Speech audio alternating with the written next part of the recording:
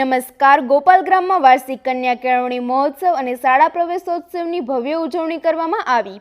ધારી તાલુકાના ગોપાલ ગ્રામ સ્થિત OP ઝાટકિયા high school ખાતે યોજાયેલ કાર્યક્રમમાં વિદ્યાર્થીઓ, વાલીઓ, શિક્ષકો અને ગ્રામજનો મોટી સંખ્યામાં જોડાયા હતા.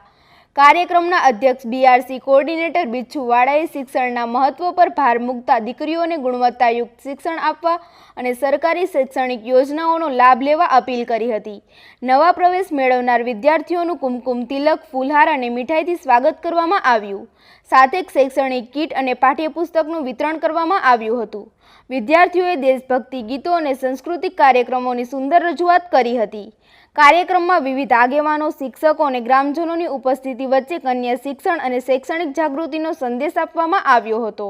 વધુ સમાચાર માટે જોડાયેલા રહો આરપી ગુજરાત ન્યૂઝ, રાજકોટ.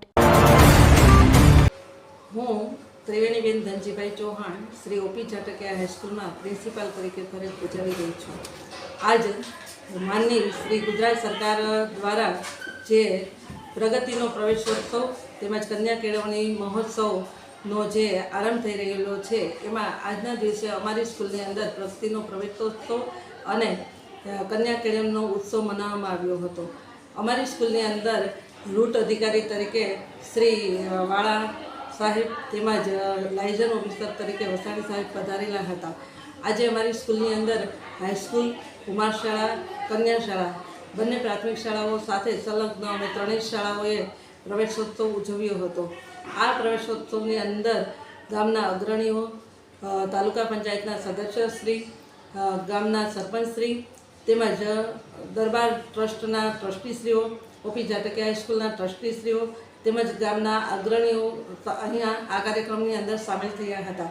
આ કાર્યક્રમની અંદર સમગ્ર સંચાલન અમારી શાળાની બહેનોએ એટલે કે વિદ્યાર્થીનીઓએ કરેલું હતું.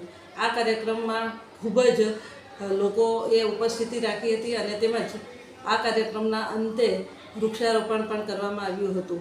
વૃક્ષારોપણની અંદર અમે બીલી, અરીઠો અને તેમજ ઉમરો, પીપળો અને વડલો એવા 5 વૃક્ષોનું રોપણ કરેલું છે. આ સમગ્ર કાર્યક્રમ છે એ ખૂબ સફળતાપૂર્વક સંપન્ન થયેલો હતો.